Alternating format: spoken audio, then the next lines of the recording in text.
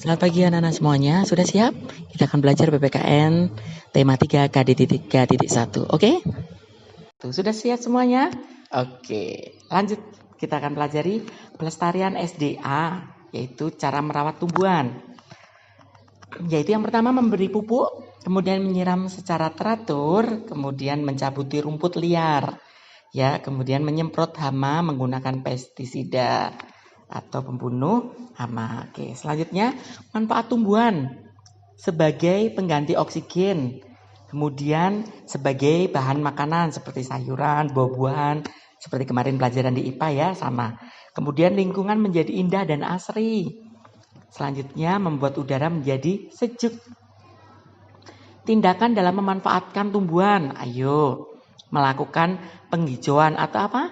Reboisasi, betul. Berikutnya, memanfaatkan lahan kosong seperti untuk menanam tanaman obat keluarga. Selanjutnya, akibat yang ditimbulkan jika tidak melestarikan keberadaan hewan dan tumbuhan. Ayo, apa kalau yang terjadi kalau kita tidak mau melestarikan hewan dan tumbuhan? Yang pertama, lingkungan menjadi gersang, tandus, dan tidak indah. Dan lama-kelamaan akan layu dan mati. Berikutnya timbul kelaparan.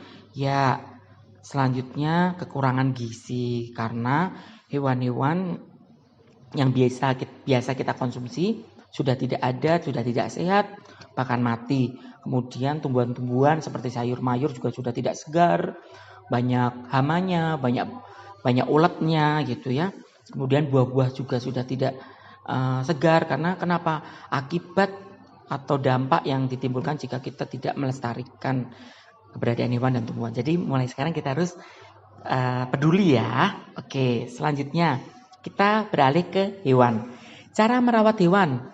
Yang pertama, menjaga kebersihan tubuh hewan dengan memandikannya. Ya, harus itu ya supaya terhindar dari kuman penyakit. Berikutnya memberikan kandang. Betul, berikan rumah-rumahan kayak yang punya kucing atau yang punya anjing gitu ya, atau burung ya, kan ada sekarang yang lovebird atau papa suka biasanya memelihara murai ya, itu kandangnya harus diperhatikan juga ya, kebersihan kandangnya juga selain kebersihan dari hewan yang kita pelihara. Kemudian memberikan makan dan minum secara teratur ya, kita harus memberikan makanan dan minuman secara teratur ya, karena hewan juga makhluk hidup. Memberikan vaksin secara teratur, betul sekali. Yang dekat dengan dokter hewan atau pet shop gitu ya, yang bisa memberikan vaksin disuntik biar hewannya sehat selalu ya, biar terhindar dari penyakit supaya tidak menulari kita. Berikutnya, manfaat merawat hewan. Yang pertama, dijadikan bahan pangan, misalnya minum susu sapi, betul, makan daging dari hewan seperti kambing, sapi, ayam, seperti itu. Sebagai hewan peliharaan, ya, sebagai hewan peliharaan ada yang kalian pelihara apa biasanya? Ikan, ya, burung tadi. Kemudian sebagai hiburan, ada kucing, anjing juga ya. Itu sebagai hewan peliharaan juga, sebagai untuk hiburan kita juga. Luar biasa. Jadi kalian harus menjaganya, menyayanginya ya. Oke. Upaya yang dapat dilakukan untuk menjaga kelestarian hewan langka. Kenapa dikatakan hewan langka? Karena jumlahnya yang semakin sedikit dan susah ditemuin. Ya, karena mungkin cara berkembang biaknya yang sangat sulit ya, membutuhkan waktu yang lama juga. Jadi kenapa dikatakan hewan langka? Biasanya karena adanya perburuan liar juga. Jadi jumlahnya semakin sedikit. Yang perlu kita lakukan yaitu yang pertama mendirikan tempat-tempat perlindungan hewan langka. Misalnya Suaka Marga Satwa, cagar alam, kebun binatang, taman nasional. Ya, di sini ada cagar alam.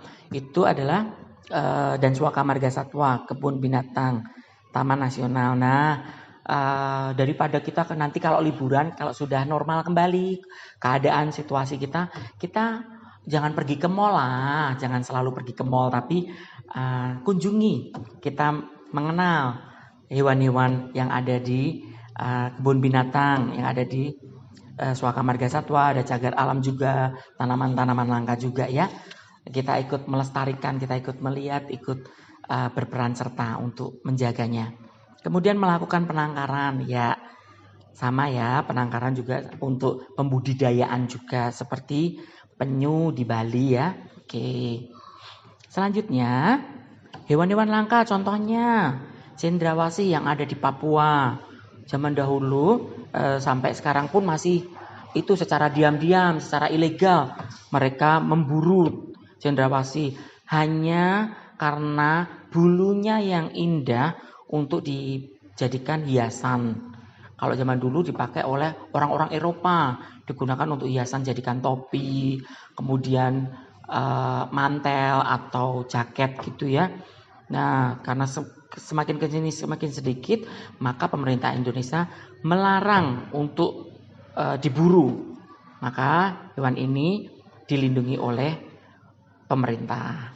Selanjutnya badak bercula 1 di ujung kulon Banten ya. Sama ini semakin sedikit karena banyak sekali yang memanfaatkan perburuan liar itu memanfaatkan culanya ya itu ya untuk hiasan. Jadi untuk kesenangan mereka pribadi itu tidak diperbolehkan ya. Semoga generasi kita, generasi muda tidak melakukan hal tersebut ya. Kita mulai menyayangi, memelihara mereka. Oke, selanjutnya elang Jawa. Ya, semakin sedikit juga dan biasanya tidak boleh dipelihara oleh individu atau orang per orang, tidak boleh. Ini harus berada di kebun binatang atau di Suaka Marga Satwa ya.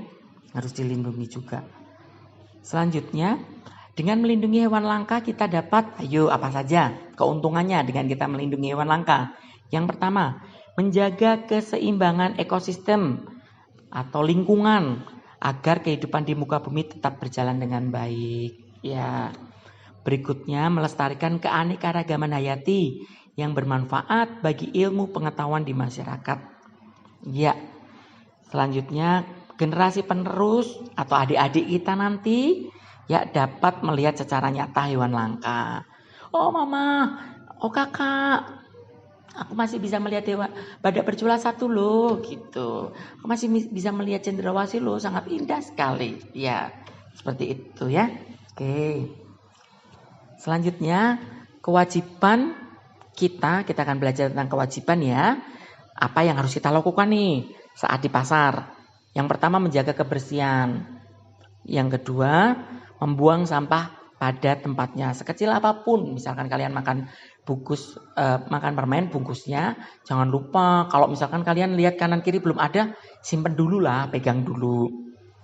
Nanti kalau ada tempat sampah baru dibuang ya. Itu namanya kita peduli lingkungan, ramah lingkungan, luar biasa. Kemudian menjaga fasilitas di pasar, betul sekali.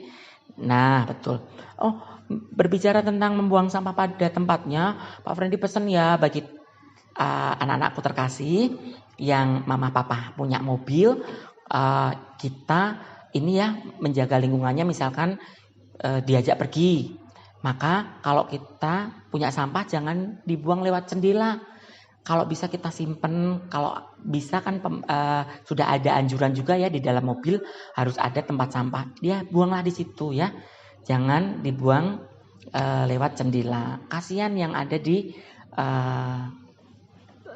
sebelah kiri, sebelah kanan atau di belakang kita ya. Sekali lagi tetap menjaga kebersihan dimanapun kita berada. Selanjutnya, hak yang didapat saat berada di pasar, apa yang kita peroleh kalau kita sudah melaksanakan kewajiban tadi menjaga kebersihan tadi, apa yang dapat kita peroleh? Yang pertama, mendapat lingkungan pasar yang bersih. Wow, mau jadi selfie nih gitu. Ya, karena pasarku indah dan bersih serta sehat.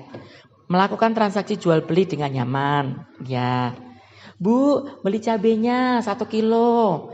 Ya, jadi enak. Tidak sampai bahwa Bu beli cabenya cepat ya Bu ya. Baunya udah nggak sedap. Jadi cepat.